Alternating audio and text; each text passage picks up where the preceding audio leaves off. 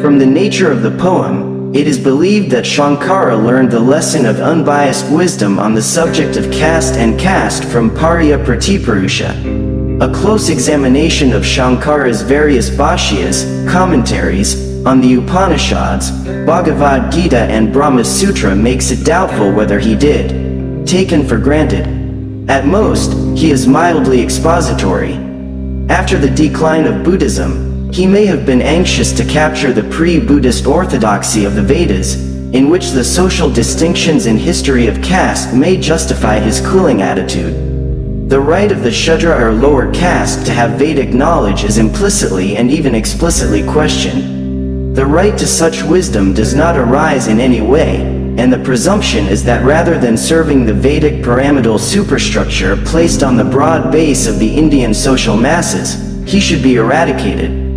Also, as Shankara must have known, Pariyaram represented a valid word knowledge within its own historical context. A word knowledge that was superior to the Vedic-based word that was later re-evaluated, as in Thiruvalluvar. The earlier Veda as enshrined in the Kerala was at best the same as the later Arya Veda, which later became highly critical and esoteric.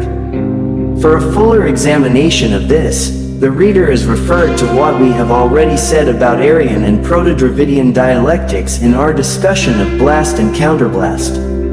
In A Woman's Past, sage Parashara, famous for Vedic aprism, was born to a fisherman maiden. After dealing empirically and dialectically with the subject in its various aspects, the guru finally supports the whole with reference to historical fact. He chooses as examples the unquestioned sages in the authentic dialectical context of Vedanta, similar to that of the Vedas, which must be placed if this phenomenon of caste is to be understood. Parasara is the father of Vyasa, who is also called Veda Vyasa, arranger of the Vedas and of the Mahabharata. It is said to be the author of the Bhagavad Gita, which it contains or incorporates, one of the canonical texts. Vedanta holds supreme power. Parasara must have come from a prehistoric dialectical context, the characteristics of which we have indicated in earlier chapters. Vyasa and Vedanta are forever inextricably linked, so in the context of the Vedas itself we find abrogating evidence against caste.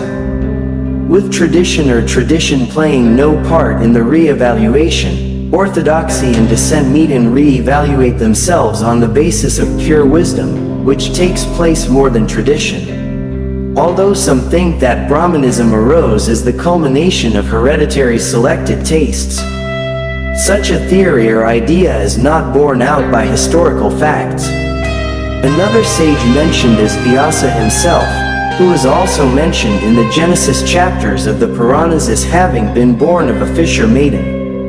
Perhaps he is also the author of the Brahma Sutras, the great strategist of jnana aphorisms. And here we have evidence that blows away the misapprehension at the heart of what is roughly called Hinduism. From caste to oppression, for Vyasa or Badarayana, whatever he is called, is an acknowledged Brahma Rishi, sometimes known as Vyasa the dark-skinned sage, as the Brahmin of Brahmins, though not of that order, who are everywhere recognized as progenitors of holy memory, and worshipped by all castes in every home of the Hindu world.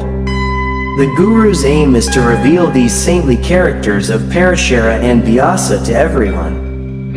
Prejudice exists around the concept of caste because they come from the much abused and misunderstood Pariyara line and not from Brahmin wealth. So here we have to face the ultimate contradiction of the Brahmin, who not only acknowledges and accepts the Pariya Guru, but places him on the highest pedestal as a sage of supreme value from the Vedic point of view.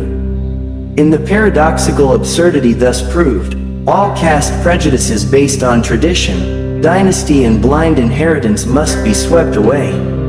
And the present social environment must ultimately and finally dissolve this great caste barrier. It may be permissible to add here some concluding remarks on caste. Appearance of original text comments. Upanishads Brahma, Brahmanism, and Kshatram, Kshatriya or warrior model, as an attitude of personality that presents itself as secondary conditions.